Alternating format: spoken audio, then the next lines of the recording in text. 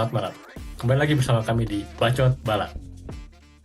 Kali ini kita akan ngobrol santai seputar GP Austria kemarin, yaitu ya tempat home base-nya dari Red Bull ya. Oke, sebelum masuk ke pembahasannya, kita bahas dulu nih tipis-tipis nih. Dari film F1 kemarin yang sudah rilis ya. Jujur sih dari gue sendiri sih belum nonton ya. Tapi sini ada teman kita nih yang udah nonton nih, yaitu Asbi nih. Gimana nih, Bi? Nah, Tanggapannya Bi buat film kemarin, Bi? kebetulan gua kan kemarin nonton film Evan. Sebenarnya film ini tuh cukup bagus buat orang-orang yang belum tahu tentang F1 tapi akibat mereka nonton film ini, mungkin setidaknya mereka bisa mulai tertarik dengan dunia F1.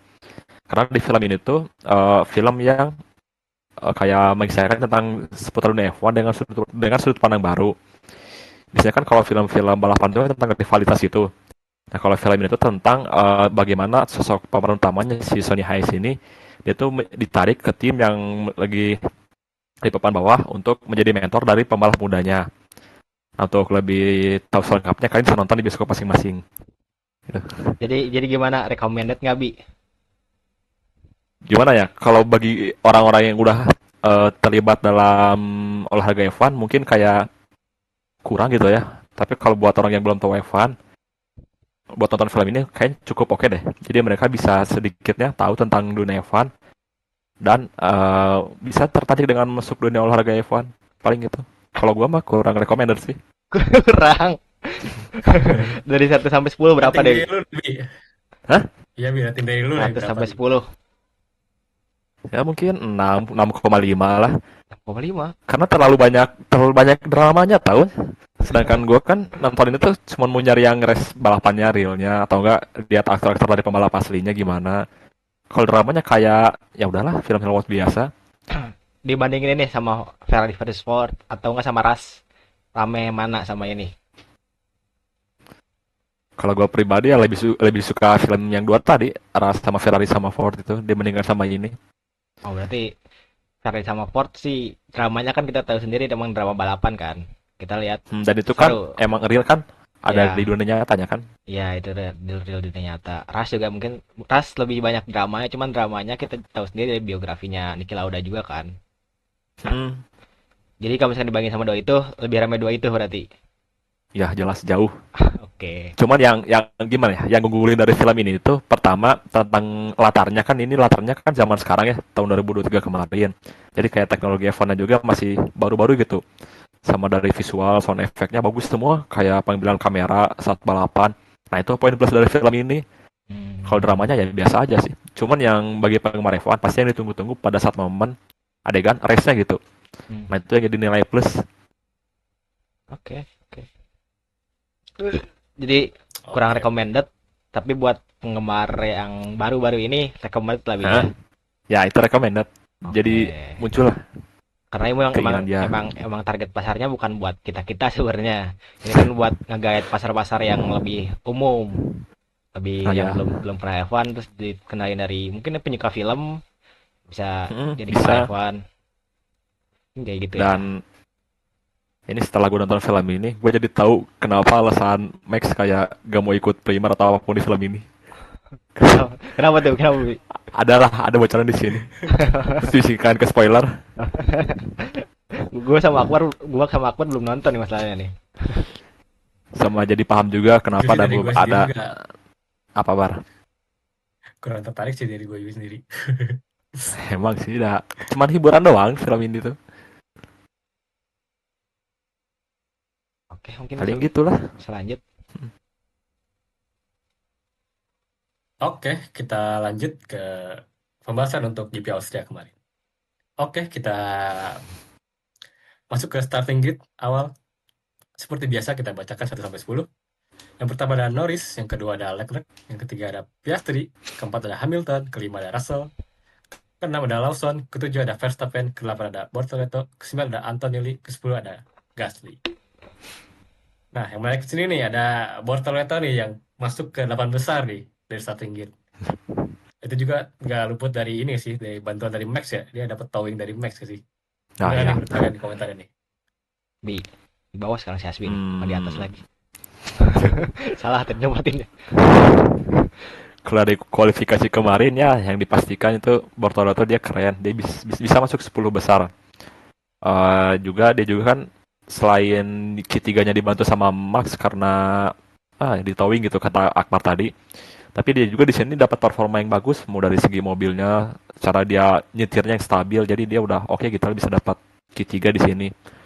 Terus yang lainnya di sini kayak Verstappen, nah di sini dia kayak agak sedikit sial Verstappen soalnya di Q3 dia tuh kayak mengalami apa sih kayak jadi gak bisa race gara-gara ada yellow flag ya dari Gasly ya mobilnya dia yang muter ya. Ya, Gasly. Ya Gasly. Lalu kalau sisanya kayak McLaren dia ada di posisi satu dan 3 dia oke. Cuman sini ada kehalang sama Ferrari ini satu nih. Gue curiganya di race ini di kualifikasi upgrade Ferrari berhasil deh di GP ini kayaknya. Untuk yang lainnya mungkin kayak Lawson, nah dia Lawson juga sama kayak Bortolotto dia tiba-tiba bisa masuk 10 besar, jarang-jarang lihat mereka berdua. Kalau yang lainnya udahlah oke, gak ada masalah. Lawson di atas Verstappen lah, Wi. Iya nih, kayak gimana gitu. Dan itu juga sampai akhir kan? Sampai akhir kayak ada DNF anjir. Nah, setidaknya. Ya, ya McLaren udah di atas angin lah ya. Ya, kita lihat dari kualifikasinya Norris tanpa celah, tanpa dia itu tiga sektornya ungu semua Tiga ya? anjir. Iya, tiga-tiganya ungu semua, Ngeri keren itu. banget. Dan bedanya sama Leclerc juga jauh kayaknya itu dia. 0,1, 0,2-an. Dan lumayan jauh lah ya buat sekarang, buat kualifikasi sekarang gitu. Terus katanya Hamilton juga kalau misalkan nggak ada mistake, dia ada mistake di turn berapa gitu katanya. Dia ngomong bisa ketiga, cuman kayaknya nggak mungkin, nggak, agak meragukan ya. Cuman ya udahlah, P4 tuh udah posisi yang lumayan lah buat dia. Dan Piastri di sini mungkin lebih banyak kesalahannya dari Piastri sendiri dari hari Sabtu sampai hari Minggunya. Dan mungkin nanti kita bakalan bahas lagi. Dan Bortoleto ya selamat lah buat Bortoleto. Mobilnya mungkin memadai dan Bortoleto juga bukan pembalap kaleng-kaleng sebenarnya. Dia kan juara F2. Mungkin segitu dari gridnya. Yang menarik sih di sini yang sebelumnya Norris kan udah pertama ya, kan waktunya. Terus timnya bilang masih bisa lagi, kayak masih bisa kenceng lagi. Oh iya itu Nah, Tapi keren. coba iya Bar. bisa ya. Iya itu keren. Gue waktu dengar juga kayak kaget ini gak bercanda. Ini pak udah oke waktu dia.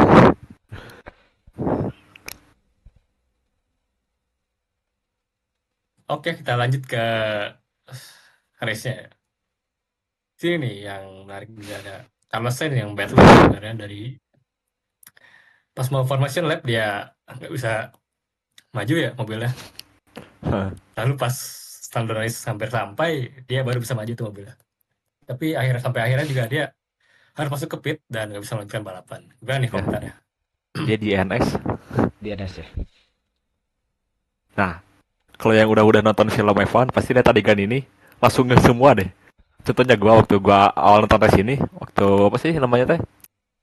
Apa sih namanya teh Kak? Satu putaran dulu teh namanya. Warming up lap. Nah, ya warming up lap. Terus itu gue lihat kok kenapa ini si Sainz diam ya nggak maju-maju. Langsung gue inget, aduh ini mah kayak di film F1 itu dari season high stress awal-awalnya. Gue curiga dia teh mau pakai strategi plan C di filmnya F1 yang kemarin. Makanya gue agak agak senang. Oh berarti ada maksud itu di balik si Sainz ini. Kayaknya dia nonton film lalu dipraktekin di race sebenarnya gitu. Cuman ya ternyata kalau lihat dari beritanya dia tuh ini mengalami masalah mandek di gearbox gigi satu ya dia. Gigi satu ya. Nah, akhirnya Hmm. overheat mesinnya. Dan akhirnya ada gitu. Jadi dia gak bisa melanjutkan race. Cuman yang lucu di awalnya.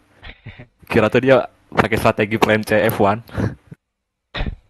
Tapi itu Carlos kayaknya nggak mau menyerah deh, dia mau tetap lanjut balapan, cuman gara-gara mobilnya kebakar, si race engineer ngomong ya udah game over Carlos, keluar dari mobil. Habis itu udah lah, dia Kasian. keluar. Ya kasihan sih sebenarnya. Ya sih cepet ditunda juga kan sebenarnya race-nya kan gara-gara Carlos ini kan. Ya, Hmm. Sempat nunggu berapa menit tuh, 10 menitan kalau salah tunda. Lalu ternyata udah nggak bisa dilanjutin Carlos. Ya bad luck Ya, ya buat Carlos. ya. apa-apa lah. Awal. Sudah jadi ada Oke, hiburan. kita lanjut dari awal race nih. Dari awal race ini pembukaan yang bagus dari Piastri ya, yang bisa merebut posisi Leclerc yang kedua. Gimana nih komentar menurut kalian? Dari gua dulu gitu. Boleh. Nah, waktu awal race ini kan gue tuh waktu ngelihat awal Norris di P1, gue tuh awalnya agak meragukan. Aduh ini Norris di P1 sedangkan dia jarang gitu di awal race dia startnya bagus gitu. Nah ternyata di race ini omongan gue terbantahkan. Ternyata dia di awal race start dia Norris bagus dan langsung ngambil sisi luar buat ngehalang buat ngehalang Leclerc. Sehingga akhirnya dia Piastri bisa masuk menjaga kedalaman dan itulah bisa masuk ke P2 menyusul Leclerc di awal start ini. Jadi awal race ini gue rasa bagus deh kerja sama dua McLaren ini. Paling gitu. Kalau misalkan dari gue ya, kalau misalkan gue jadi Norris, gue lebih bakalan ngehalangin Piastri biar Piastri ketiga. Kenapa nih? Soalnya ini poinnya nanti bakalan deket kalau misalkan Piastri kedua dibandingin kalau misalkan Piastri ketiga. Tapi terlepas dari itu Piastri startnya samaan kan sama Leclerc kan, cuma Leclerc gara-gara kehalang Norris jadi dia ke mundur ke belakang. Ya terlepas dari itu kayaknya Leclerc juga bakalan kesusul sih kalau misalnya lihat pace-nya McLaren di balapan nantinya. Dia udah kencang banget, udah beda banget sama Ferrari gitu. Jadi Leclerc-nya juga bilang, gue kalau misalkan gak disusul di turn pertama juga kayaknya bakal nyusul di turn-turn yang lain. Soalnya gue ngelihat pace-nya Ferrari gak kemana-mana dibandingin sama McLaren. Ya mungkin, Jauh. ya terlepas dari startnya bagus atau enggak, ya Piastri pasti tetap kedua. Gitu mungkin ya. Iya sih sebenarnya kalau Norris bisa egois gitu bisa ngalangin Piastri ya. Iya, Tapi kan MC ini kan mainnya main tim ya. ya. Jadi ya kayaknya nggak dilarang juga kayak tim sama timnya. Mungkin kalau itu Kayaknya Max bisa friendly ya. rivalitas. Kalau misalnya itu Max bakalan ngalangin Piastri ya. Soalnya dia tahu misalkan poinnya bakalan beda. Cuman kan ini Norris ya. Norris itu beda pola pikirnya sama Max. Norris lebih ke apa ya, lebih baik lah Nah, istilahnya. Kalau Max kan bodo amat gitu. Mau dia satu tim atau enggak juga ya udah, yang penting poin gue nambah. Lebih ngejauh dari ya dia. kan. Ya. Ini balapan kan, bukan main-main aja. Iya. Oke kita lanjut. Dan di sini yang kurang beruntung dari Max Verstappen ya karena di sini karena home base-nya, tapi dia harus DNF nih gara-gara Kimi Antonelli yang locks up dan menabrak Max. Gimana nih menurut kalian nih? Ini tuh awalnya kan waktu kejadian tabrakan si komentator F1 itu malah bilang ini tuh kesalahan si Russell. Terus itu agak senyum juga ketawa gitu. Aduh ini mah pasti bakal jadi masalah lagi ini Russell sama Verstappen. Ternyata si komentator kedua bilang, oh bukan itu Antonelli bukan Russell. Langsung dia tuh kayak, oh kayaknya bakal dimaafin deh sama Max. Dan ternyata ya dimaafin akhirnya kesalahan si Antonelli itu katanya nggak apa-apa lah tiap pembalap pasti pernah melakukannya. Dan juga untuk kejadiannya yang gue lihat di sini itu kan itu kayak kesalahan dari Antonelli ya. Itu kayak mau ngambil sisi dalam buat mempertahankan posisinya, tapi dia tuh kayak terjadi kesalahan pengereman dan akhirnya rem depannya kan kekunci ya jadi lock up gitu. Rem belakang. Jadi ya rem belakang, rear brake gitu ya. Nah, ada. Dan jadilah dia akhirnya tabrakan dengan Max dan untungnya dia nggak diapa-apain, masih dikasih motivasi. Kalau sama Russell gak tahu tah nanti kasusnya gimana. Ini mirip mirip banget sama Schumacher sama Senna yang dulu anjir. Schumacher pernah nabrak Senna terus langsung diomong-omongin di kasih wejangan sama Senna. Ya mungkin bakal jadi jari dunia Kimi Antonelli. Kita nggak tahu. Aduh. Dan kalau misalkan kita ngeliat overtakingnya Kimi Antonelli di turn 3 ya itu ya. Itu kayak main sim Turn 3. racing anjir. Dia ngambil Iya posisi benar. dalam di sisi kirinya di sisi luarnya ada dua mobil ya. Dia ngambil sisi dalam terus kayak locks up gitu, kayak main sim racing dia anjir. Itu kan aneh juga ini. Tiba-tiba beda sendiri racing lainnya. Ya, mungkin masih baru ya, dia masih belum belum bisa memprediksi apa yang bakalan terjadi di depannya ya. Dan Max juga Hmm. kayaknya di balapan ini udah nggak terlalu peduli banget ya sama race. Dia juga ngomong kan, gue nggak nonton balapannya, gue nonton 24 jam di Spa katanya. Waduh. Iya, Dun. Jadi kayaknya dia juga nggak peduli sama balapan ini. Mau ditabrak atau enggak ya udah gitu ya. Atau ini ngaruh karena waktu di kualifikasi ya yang dia ngerasa mobilnya susah dikendalikan kayak banyak masalah juga. Iya kayaknya. Ya, Ya kayak udah. juara dunia juga kayaknya udah susah kayak buat Max. Udah harus lepas kata Helmut juga. Iya, kayak juga udah pas. Tapi lucunya di sini nih ada ini nih. Pas setelah nabrak Max sih si Antonelli tuh lama keluar mobilnya kayak takut gitu sama Max. Dan Pastilah. juga dia nggak buka helmnya sampai masuk pedok loh. Gila. Deg-degan juga. Kayak jalan dilambat-lambatin gitu ya. Kan Nabrak ternyata nggak ada apa-apain sama Max-nya. nabrak Ya abang-abangan mungkin anjir. karena Siapa yang nggak takut? kelihatan itu. Kan dia juga kan setelah keluar kan Kan langsung nabrak cepat-cepat minta abang-abangan maaf ya. iya, nabrak abang-abangan terus di home base-nya lagi. Home base-nya Red Bull. Dan udah kecerobohan dia lagi itu mah udah pantas dimarahin. Udah pantas dimarahin. Tapi ya gak apa-apa lah, unik Tapi untungnya dan Max masih sabar ya. hmm, tapi kan itu bagi kita yang nonton kayak ngerasa kurang gitu di race ini kandang Red Bull nggak ada Max kayak Iya jadi anjir. Nggak ada agak yang sedikit ngebacot anjir. iya jadi kayak jadi tuh kurang gitu lah tempo balapan ini nggak ada Max. Iya, biasanya ada yang ngomel-ngomel, ada yang ngebacotin si race engineer-nya. Kan nggak ada anjir, bener-bener kening kayak balapan teh. Iya saking heningnya kamera tuh malah banyak nyorot si Bortoleto aja. Lu sadar gak? Itu yang Max punya pengaruh besar di Formula One kayaknya. Ya, Kalau nggak pastilah kalau nggak ada dia sepi entertainmentnya balapan. ada. Oke, kita lanjut ke set set berikutnya nih ada duel antara McLaren yang kita tunggu-tunggu nih. Khususnya buat gue sih. Gue juga Antara Piastri sama Norris nih. Gua Duel seru kagak. sih di sini ya. seru banget. Gimana nih menurut kalian dari duel ini nih? Bi, Yang pasti mah bagi kalian mungkin seru ya. Cuman bagi gue kayak terlalu awal-awal udah saling duel gini dan duel juga agak sedikit agresif dan hampir kejadian di duel yang terakhir itu yang digambar ini kan dia akhirnya si Piastri kan locks up ya. Nah itu takut sampai tabrakan kayak tadi Verstappen sama Antonelli kalau itu sampai kejadian itu Leclerc yang paling diuntungkan ya. Untungnya di sini si Norris bisa lebih cepat sedikit jadinya waktu lock up dia nggak tabrakan. Tapi ya untuk hiburan awal-awal ya boleh lah. Oke buat duel dua McLaren ini. oke. Ya, gue mau nyorot Piastri sih. Piastri buat jadi pembalap belakang serem ya. Dia ngahan terus si Norris dari awal lap, dari awal balapan sampai akhir balapan. Dimana dia nggak ngasih napas gitu loh, nggak ngasih Norris buat kesempatan buat hidup tenang. Beda beda sama Norris yang kalau misalkan di belakang Piastri kan Norris agak agak santai ya, nggak seagresif Piastri gitu. Dia udah nyoba berbagai cara buat nyalipnya Norris. Soalnya keputusan pit lane-nya nanti di stint pertama tuh ada di pembalap yang di pertama. Jadi mau nggak mau Piastri harus ngambil dari awal balapan sebelum pit stop. Soalnya kalau misalkan udah pit stop tuh otomatis yang di depan bakalan dapat apa ya pilihan opsi buat pit stop dulu atau enggak gitu. Makanya di sini kenapa Piastri kata Hasbi tadi dari awal-awal udah nge-push ya gara-gara itu. Soalnya Piastri ngejar opsi pit lane itu. Soalnya emang kayak di sini tuh undercut lebih diuntungin lah. Buat kayak kita ngelihat kan Norris habis masuk pit langsung jauh banget sama Piastri kan. Hmm. Jadi itu yang dikejar. Iya, iya. Dan untungnya aman-aman Jadi ya aman-aman aja gitu. Ya untungnya aman-aman aja sih. Emang Piastri juga jadi lagi banyak mistake kayaknya di sini. Entah kenapa.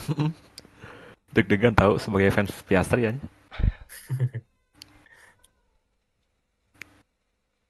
tapi di sini juga Norris kayak bagus sih. Dia sedikit ya minim kesalahannya. Ya, Dan akhirnya dia bisa masuk pit duluan kan. ya. Perlu diakuin emang Ini Norris lebih ini. Setelah masuk. Oke, selanjutnya setelah Norris masuk pit, Piastri juga eh ini ya nahan dulu ya berapa lap ya untuk melihat dia bahwa kalau dapat free air dia bagus atau enggak, ternyata jelek. Akhirnya Piastri juga masuk pit ya. Eh, Komentarnya gimana nih buat kalian? Bi, ayo komentar Bi. Gimana ya? Kalau bagi gua awalnya gua kira itu tuh kayak strategi buat menahan Ferrari. Tapi kalau dilihat-lihat kayaknya nggak menahan juga deh malah ya akhirnya Piastri juga malah masuk pit juga akhirnya. Dan juga di sini kayaknya percobaan dari tim McLaren juga gitu ya buat mencari data bagaimana tentang bannya atau gimana. Jadi ya oke lah buat agak lama gitu dia sebelum masuk pit. Selain buat strategi mungkin menahan Ferrari atau juga sebagai uji ketahanan bannya gimana buat data pengembangan mobil selanjutnya. Tapi gak tahu tah maksud aslinya gimana gitu. Jadi habis si Piastri locks up kan itu di awal stint lap 11-12an kalau nggak salah itu teh. Itu si Mm. Piastri dapat flat spot. Udah jelasin flat spot kalau nggak salah berapa race yang belakang ya. Itu yang Piastri dapat flat spot di bannya tuh yang ngebikin bannya agak kurang enak lah buat dikendaliin. Cuman di sini si tim McLaren-nya kalaupun misalkan ngedinait undercutnya udah susah banget sih. Udah jauh kayaknya, jadi mending ya udah overcut, siapa tahu ada sesuatu yang terjadi gitu. Dan dia juga emang kata Hasbi tadi baru nyari data, siapa tahu kalau misalkan dia dapet free air lebih bagus, soalnya kan ini balapan panas kan, kayak di Bahrain gitu kalau nggak salah kan yang dapat free air lebih diuntungin kan. Jadi mungkin Piastri di sini mau pengen dapat free air sebanyak banyaknya, cuman udah gara-gara ada flat spot itu jadi kurang bagus, kurang efisien si overcutnya.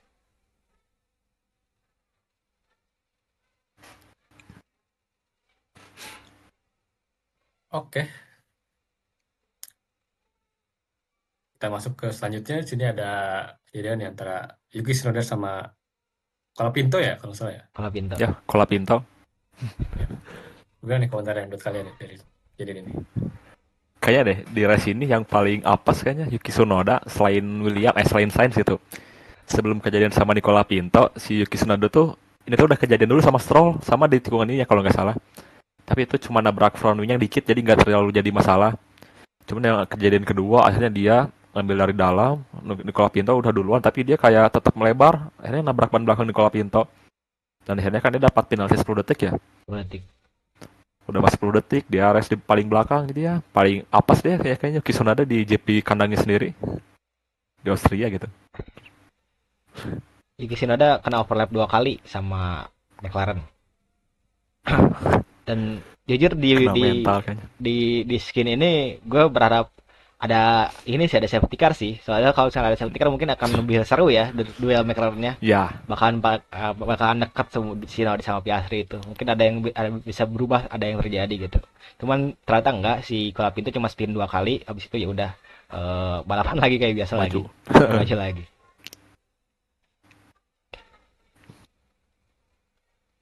Sih, justru setelah kejadian ini sih kayaknya sedikit yang terjadi sih di race ini ya. Ya, Dikit.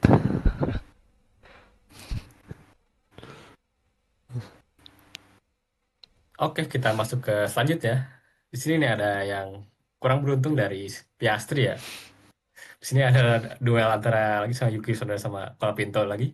Cuman Colapinto di sini malah kayak nahan Piastri ya.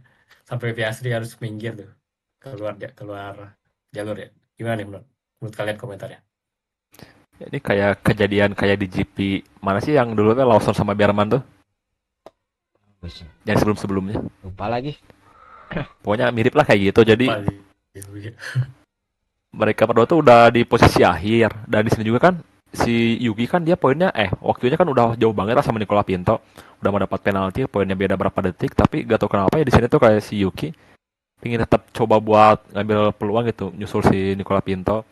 Dan setelah si Yuki nyusul Nicola Pinto gak tau kenapa ya paling kan blue flag ya harusnya Ya, di belakang kan ada Piastri tapi ini emang gak tau dari Nicola Pintonya gimana gitu ya tapi kenapa dia tuh gak memberi ruang si Piastri untuk masuk malah masih kayak menyudutkan si Piastri buat hampir nabrak ke wall. Nah gua kira ini teh kayaknya ada ini nih kayaknya ada suatu sabotase dari tim Alpine atau gimana buat menjegal si Piastri biar dia DNF atau gimana soalnya kayak kelihatan disengaja pisan. Soalnya kalau gak masuk akal intinya mah sampai dia melakukan hal itu si Nicola Pinto.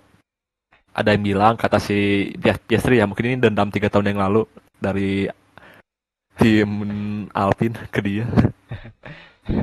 jadi buat konteks nih, dulu sebelum tahun 2022 sebelum Piastri join McLaren tuh sebenarnya Piastri tuh akademinya di Alpine.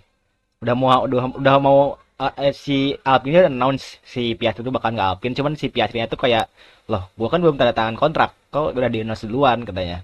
Terus tiba-tiba aja beberapa bulan berikutnya Piastri tiba-tiba di McLaren. Mungkin dari situ Alpine sakit hati ya sama si Piastri. Kayak pas ada kesempatan kayak gini ya udah gitu. Tuh parah aduh. Itu pun gue kalau jadi Piastri juga kayak milih McLaren sih. Jelas lah. Lebih jelas masa depannya itu mah. Tapi enggak, Alpine 2023 masih bagus sebenarnya. 2022 tuh. McLaren masih agak kurang lah. Masih sama-sama lah, sama mirip lah, mirip lah. Hmm. Baru kelihatan 2024 kemarin sebenarnya McLaren bagus tuh. Tapi ya, itu omongannya si Oke, Piastri gitu ya. Iya, Jarang Piastri. ngomong, sekalinya ngomong langsung jadi bahan pembicaraan semua. Iya, Piastri. Oh, kayak gitu. oke, kita masuk ke selanjutnya nih. Sini nih, setelah kejadian tadi, di sini ada radio buat Norris ya, buat biar dia berhati-hati sih karena dilihat apa front wing depannya sedikit rusak ya, damage gitu. Tapi sampai akhirnya dia nggak kenapa-napa juga sih sebenarnya. Gimana nih komentarnya menurut kalian nih? Udah Rika dulu. Oh, boleh. Ini sebenarnya sempat gua ngarap Norris bakalan agak mundur ke belakang terus ketemu sama Piastri terus mereka battle di akhir-akhir lap. Sebenarnya dari sini gua berharapnya kayak gitu ya. Dan akhirnya enggak juga kan. Kalau kita lihat Piastri kenceng banget di akhir-akhir setirnya. Terlepas dari kayaknya kan yang tadi sempat ada ke gravel ya si Piastri ya. Gua pikir Ya, kayak bakal ada keluar damage gitu loh. Ternyata enggak, dia tetap cepet anjir. teman cepat bisa. Yang awalnya gua kira juga bakal kalah, ini makanya bakal beda jauh gitu sama si Norris. Ternyata kok akhir-akhir malah cuma jadi beda 2 detik ini mereka berdua. Dan Piastri setelah kejadian dihalang sama Nicolas Pinto, dia mencetak fastest lap berturut-turut kan. Iya ya. Gua pikir bakal ada keluar damage terus Iya. pace-nya bakalan lambat nggak secepat itulah. Terus masih cepet anjir, keren banget itu orang.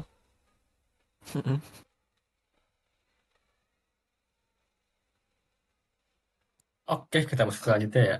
Sini setelah kejadian tadi nih, nggak sampai akhir balapan, Piastri tapi belum bisa menyusul Lando Norris ya. Karena dia kalang traffic di depannya ya. Tapi dia udah sempet 1 detik ya gapnya sama Norris. Gimana nih komentarnya menurut kalian? Jadi Apa ya? mau ini dulu. Lu aja Reka. Oh, boleh. Jadi di sini kan si trafficnya tuh lumayan banyak ya. Ada Bortoleto, ada si Hulkenberg, ada si Lawson yang tadi. Tapi yang paling parah sebenarnya trafficnya si Stroll. Si Norris tuh kehambat banget sama Stroll kemarin tuh. Jadi pas depannya si Stroll, dia tuh agak lambat, terus gapnya terus kepotong, Piastrinya makin makin kenceng, dan akhirnya sempat 1 detik, sempat sempat mau sempat 2 detik, sempat 1 detik, cuman akhirnya ya gak kayak gini soalnya lapnya juga udah habis aja. Dan Piastri di sini pas udah deket banget locks up, dia melakukan mistake yang keberapa kalinya. Kayaknya di Piastri di sini emang banyak mistake-nya deh.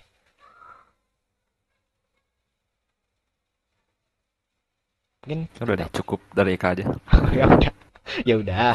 Memang sih di sini Piastri kayak bad luck sama banyak kesalahan sih. Ya, Di sini kan bad luck-nya karena dia kena traffic banyak dari Bortoleto sama Hulkenberg ya. Soalnya kan pas dia masuk pit gitu, Lando Norris lewat di depannya, sedangkan dia masuk Piastri di belakangnya. Hmm. Jadi dua tim itu tuh dari Bortoleto sama Hulkenberg. Terus juga di sini dia ditahan sama Colapinto tadi sempat minggir dan juga dia banyak kesalahan-kesalahan sih. Tapi menurut gua kalau dia banyak kesalahan di track ini sih dia harusnya bisa nyusul Norris sih. iya. Harusnya bisa di akhir-akhir lap mungkin ya. Mungkin Bisa duel lagi. nggak di akhir lap juga di lap awalan dia kalau misalnya locks up bisa kayaknya. Hmm. Oke, kita masuk ke akhir balapan nih. Di posisi ke-1 ada Lando Norris, kedua ada Piastri, ketiga ada Leclerc, keempat ada Hamilton, kelima ada Russell, keenam ada Liam Lawson, ketujuh ada Fernando Alonso, kedelapan ada Bortoleto, kesembilan ada Hulkenberg, kesepuluh ada Ocon. Sini nih yang menarik nih ada tim Gojek nih dua nih masuk 10 besar nih. Dan juga Liam Lawson bisa masuk ke 6. Gimana nih komentar menurut kalian nih? Tar dulu Bar. Kayaknya pembahasan kita dari awal sampai sekarang finish, kita kayak nge-skip dari pembahasan Ferrari deh dari awal sampai sekarang. Kerasa nggak baru Iya sih. race Austria sekarang Ferrari kayak aman, nggak ada masalah apapun, tumben gitu. Tapi Terus di sini Carlos Leclerc gak ngapa-ngapain podium. Iya ketiga.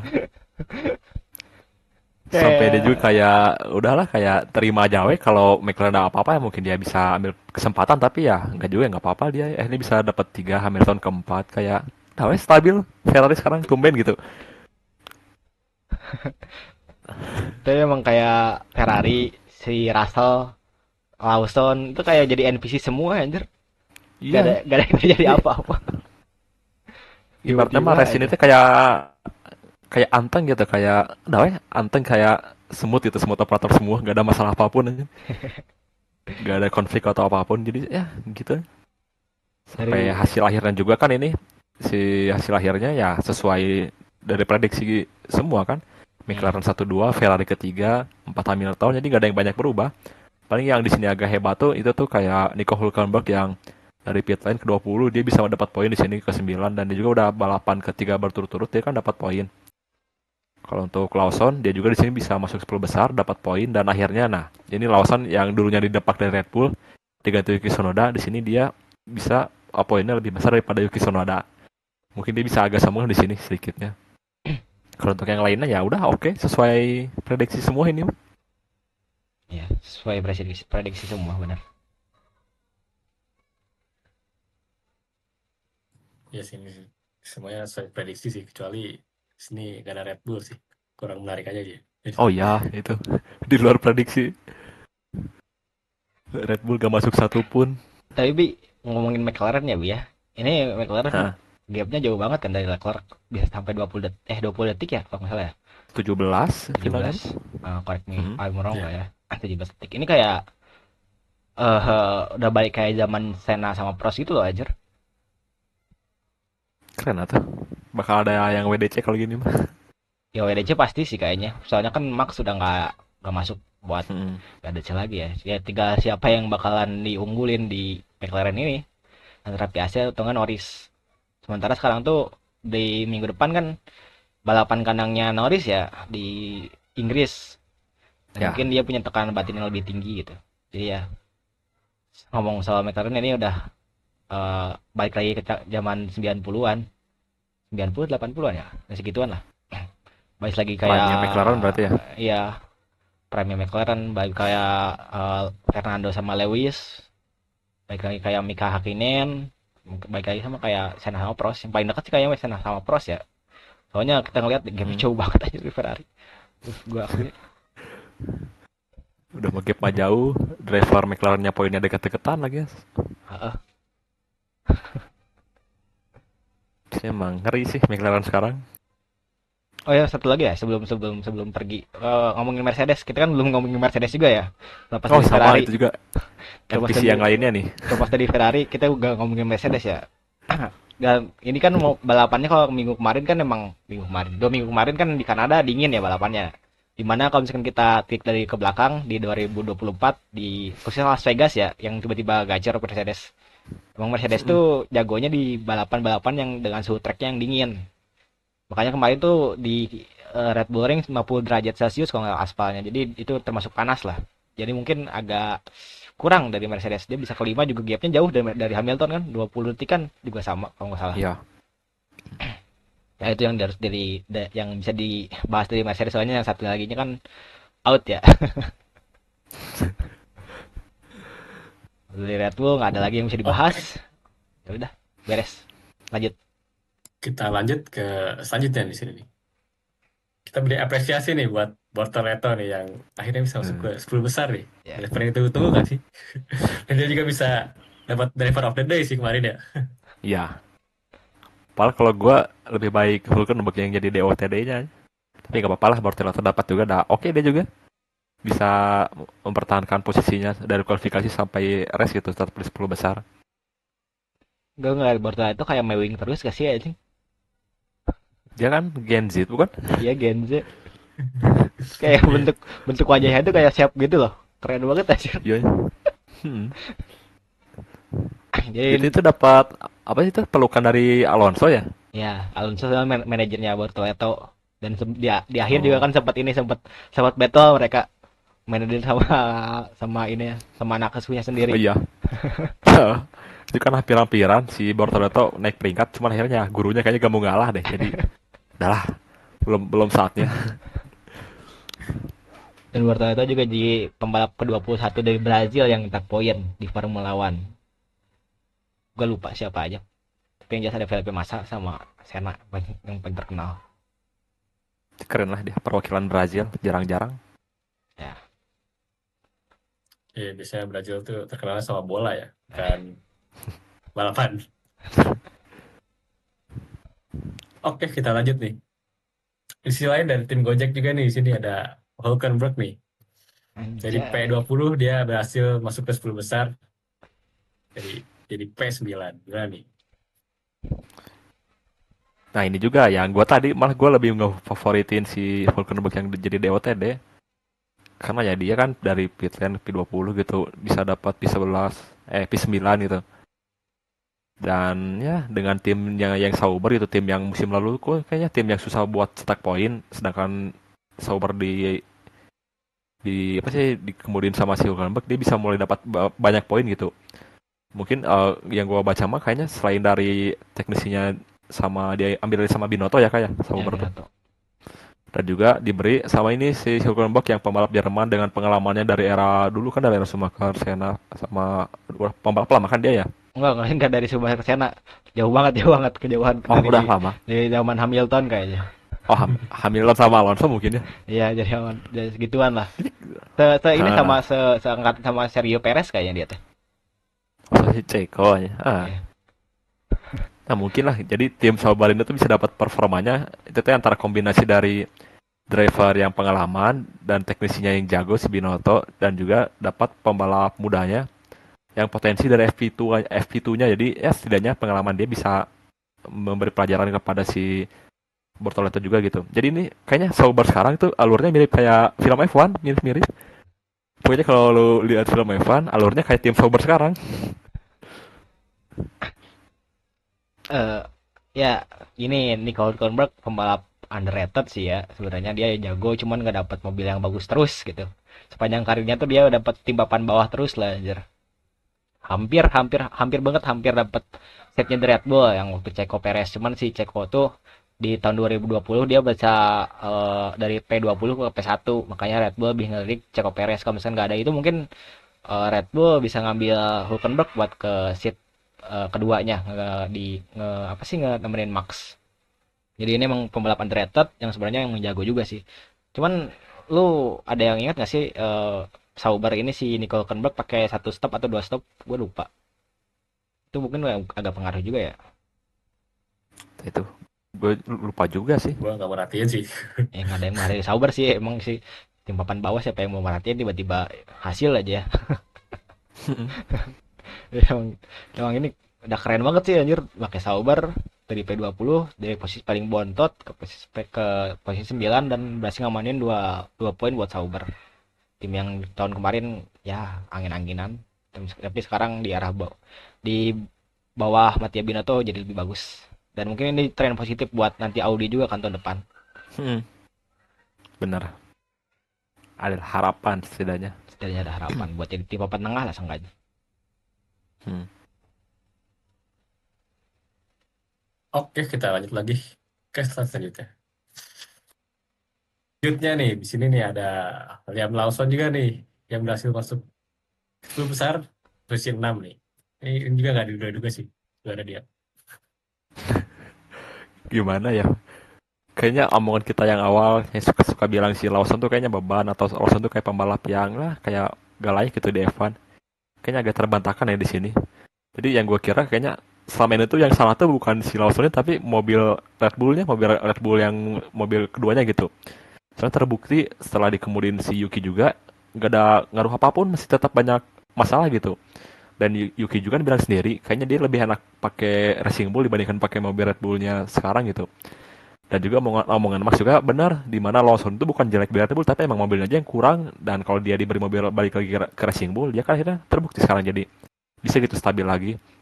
Dan juga ya paling selamat lah buat Lawson dia akhirnya bisa dapat poin kedua mungkinnya setelah Monaco tuh ya Ini best resultnya si lah. Lawson itu. Apa ya dari lawan asal ya? Kayak habis keluar dari Red Bull tuh pontosannya hilang gitu lah. Awalnya kan dia seenak ngomongnya, seenak jidat kan. Ngomong ke Perez ya gue bakalan ngambil segala cara buat ngambil kursinya Perez. Tapi pas udah di Red Bull kan dia benar-benar masih keluar-keluar kan. Terus udah habis didepak dari Red Bull ke RBR, dia kayak kalem, gak banyak ngomong gitu. Iya iya aja. Terus sekarang jadi lumayan bagus sih, dapat P6 di mana Yuki Tsunoda P19 atau P20. Jauh banget kan. Jadi emang dari sisi Lawsonnya juga udah agak tenang, dari mobilnya juga mungkin lebih baik RBR buat Lawson dibandingkan mobilnya Red Bull yang prefer ke Max.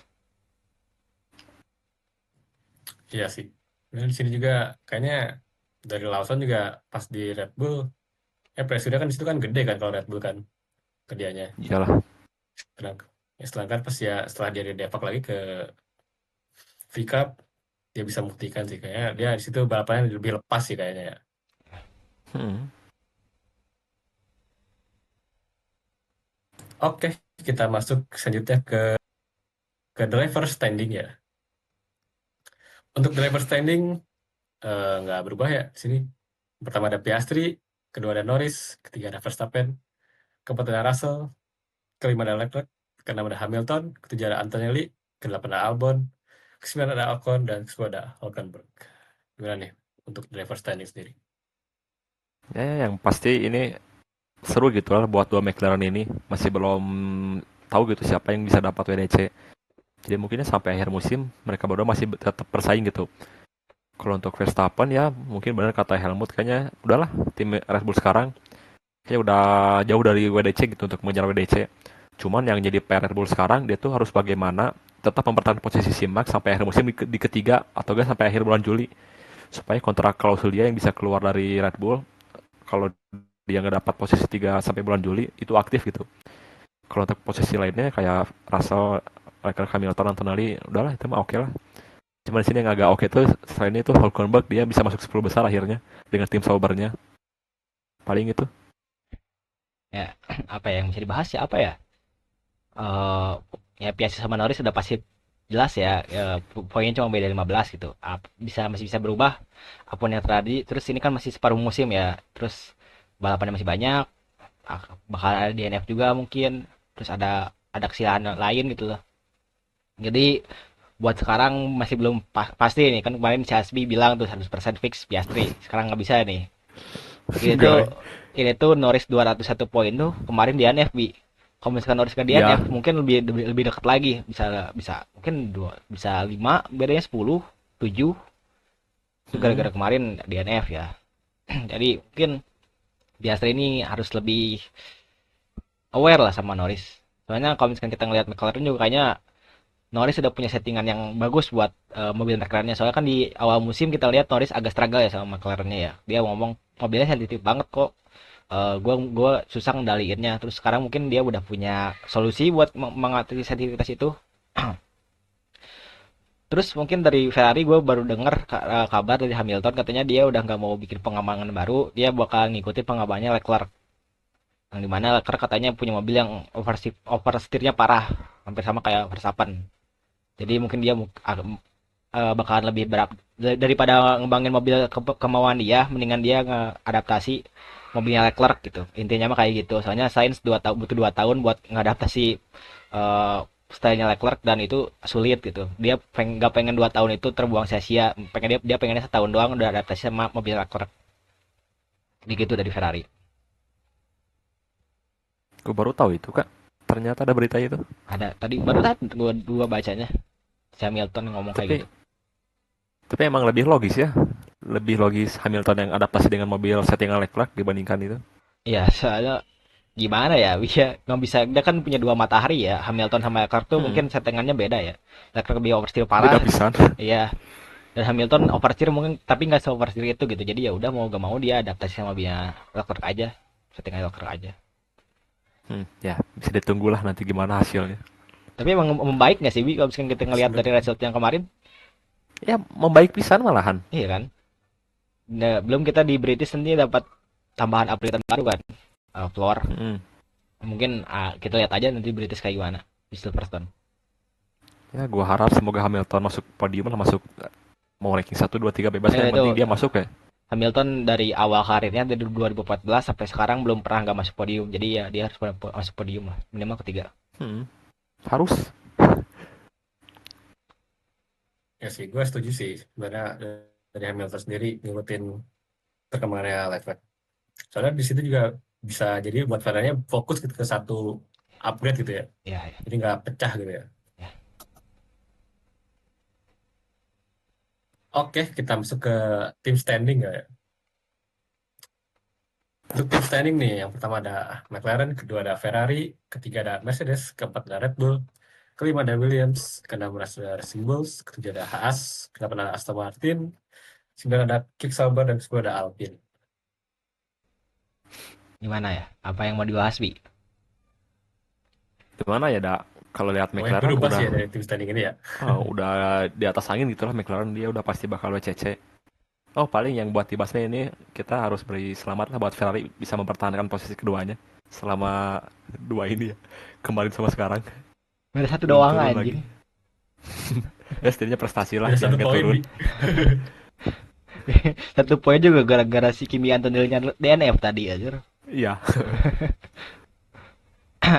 Apa ya? Ya dari McLaren mau nggak mau harus ngumpulin poin sebanyak-banyaknya biar dia bisa fokus ke poin WDC. Soalnya kalau misalkan WCC-nya udah kekunci, ya udah dia fokusnya kan bisa ke WDC, bisa ngembangin dua drivernya mau kayak gimana gitu loh. Tapi kalau misalkan kayak gini kan masih masih agak ini ya, belum, meskipun udah safe to say bisa ini, cuman misalnya di NF dua-duanya agak ke apa sih, ke ancam juga posisi McLaren tuh. Jadi dari sekarang mending dari mungkin sepertiga balapan udah harus ke ini ya, harus ke convert dari WCC-nya. Dia akhir bisa Norris sama Piastri bisa langsung battle gitu. Dari Ferrari sama Mercedes, ya ini Ferrari sama Mercedes tuh mobilnya masih segmented, jadi kita bakalan lihat Ferrari kuatnya di mana, Mercedes kuatnya di mana, dan itu bakalan ngaruh ke poinnya nanti. Yang mungkin rame dari bawahnya ya, yang atas atasnya udah nggak rame banget, bawah bawahnya baru rame. Dari Haas, Aston Martin, Kick Sauber, mungkin Racing Bull juga bisa ikutan. Itu poinnya tipis-tipis, masih bisa berubah banyak. Apalagi Sauber sekarang trennya lagi positif kan.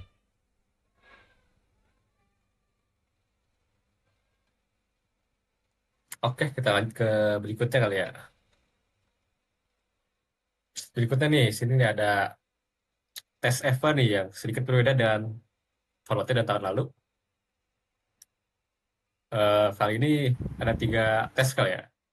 Untuk lebih jelasnya gimana ya, Kak? Iya. Jadi kalau tahun kemarin kan kita tes cuman di Bahrain doang. Sekarang ada tambahan Barcelona nih. Di mana Bahrain itu sebenarnya dipakai tes gara-gara uangnya. Jadi dia cuannya banyak. Jadi udah pakai tes Bahrain di situ. Kalau misalkan buat testing tuh sebenarnya nggak enak kalau Bahrain tuh nggak lengkap si layoutnya. Terus sekarang ada Barcelona, di mana Barcelona tuh emang track yang lumayan lengkap buat nguji mobil, bisa ada kecepatan, ada track lurusnya, ada tikungan lambat, ada tikungan cepat. Pokoknya dia komplit lah buat tes tuh enak lah, dia bisa ngelihat pace-nya di mana yang kenceng, di mana yang lambat. Kita bisa kalau misalkan kan sekarang data F1 tuh bisa disebarluaskan lewat sosial media, internet tuh udah banyak kan ya.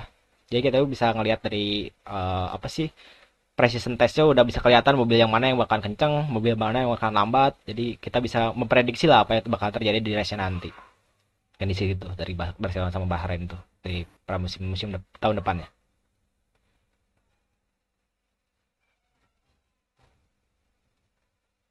Oke, di samping itu juga ada GP Azerbaijan ya. Tahun 2006 akan di reschedule. Paling untuk pembahasan selanjutnya paling kita masuk ke ini kali ya. Prediksi untuk GP Inggris ya. Silverstone ya. Silverstone ya, Ya, Inggris. Silverstone. Hmm. Dari Asbi deh, Bi. Gimana Bi? Prediksinya Bi untuk Silverstone. Kalau gua secara subjektif pingin Piastri yang ke satu biar makin ya setidaknya bernapas gitu lah buat ya dapat WDC. Tapi kan tau subjektif gitu ya. Kalau objektifnya ya mungkin masih tetap dua McLaren itu. Kalau untuk posisi ketiganya, gua mau harapnya Hamilton bisa deh masuk ke posisi ketiga. Setidaknya mengulangi keberhasilan dia pada saat musim kemarin. Dia kan kemarin di Silverstone dia dapat masuk podium gitu. Menang. Dan juga gue kangen, menang juga kan, sampai nangis juga. Oh iya. Dan gue juga kangen, kangen itulah ngelihat si Hamilton masuk podium lagi gitu. Udah lama. Dan ya paling gitulah. Masih tetap McLaren sama Mercedes lah boleh sekarang, sama Ferrari buat sekarang. Nanti di Silverstone.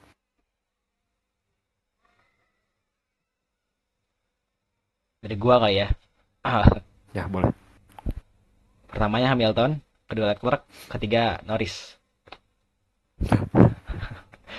Siapa tahu keluar baru nambah sesuatu gitu, nambah power atau nambah downforce gimana, tak kenapa gitu. Terus emang Hamilton juga punya, ya dia tahu yang paling tahu track inilah, dia sesepuhnya Hmm. track Silverstone lah. Jadi mungkin dia tahu bagaimana untuk menjinakkan mobil SF25-nya di kandangnya sendiri. Mana SF25 tuh tracknya lumayan apa ya, Bi ya? Fast corner semua ya kalau nggak salah ya. Ya, benar. Fast corner. Tikungan pendek tajam semua. Ya, si Kagok McLaren cuma susah. McLaren harusnya lebih kencang sih di sini, cuman ya udah gue berharapnya Ferrari aja. Gak apa-apa. Gimana, Bar, menurut lu? Dari gue kali ya. Dari gue sendiri sih pengennya kayak tiga Inggris ini masuk podium nih. Semua? Sama Yang aja. pertama Norris, kedua paling kayak Hamilton deh, dan ketiga Nah, Russell. rasa lah ya. Kayak Boleh. seru deh kayak tiga Inggris ini masuk podium semua. Bagus Itu sih, ya Bar. gue ngawang-ngawang aja sih. Tapi itu juga masih bisa masuk akal deh. Iya, iya. Masih oke gitu lah. Kenapa nggak ada yang ngejagoin Max ya, guys ya? Nggak tahu ya. Kayak kayak balapan minggu-minggu lalu Kayak kita Max sudah turun deh. balapan minggu-minggu lalu kita masih ngejagoin Max lah anjir. Nggak tahu soalnya lihat performa kemarin kayaknya Oh, mobil Ferrari lebih bagus daripada Red Bull sekarang deh. soalnya sekarang Max udah mode santai kan, bukan Mad Max. Rachel, guys. Iya benar, Iya, udah jadi chill ditabrak guy Kimi banget. juga kan santai dia. Nggak, itu beda kalau Russell. Dikatain Nah, dickhead itu. sama dia. Bisa diontrol kita mau sampai ke pedoknya berarti ya. Ya, mungkin minggu Nah, depan lu, kecuali kalau kemarin Max ditabrak Russell, ya. mungkin gue ngejagoin Max di sirkuit ini. Karena itu ya Bar, main backsnya kembali lagi. Iya. Oke. Minggu depan mungkin Bi ada suatu nyetir opini ada lagi, Bi. Ah, ya, karena kan ini udah paruh musim sekarang tuh, dan Musim. ada jeda libur beberapa minggu. Mungkin kita bisa balik lagi ke konten yang nyetir opini kayak minggu kemarin. Dan Tunggu ya, aja. kalian bisa tunggu untuk pembahasan selanjutnya kayak gimana. Pertanyaannya belum ada, masih kita pikirin ya. Jadi tunggu aja lanjutannya kayak gimana. Iya, Buat nunggu Tunggu aja segmen konten nyetir kita opini. selanjutnya nih dari nyetir opini nih. Tapi pasti ada kok, pasti ada. Oke, mungkin segitu kali ya pembahasannya kali ini ya. Ya, udah. Segitu dulu pembahasan kita untuk kali ini. Mohon maaf ya kesalahan. Boleh dikoreksi di kolom komentar kalau kita ada kesalahan. Jangan lupa nonton kami terus channel ini dan kami pamit undur diri. ya. Bye bye.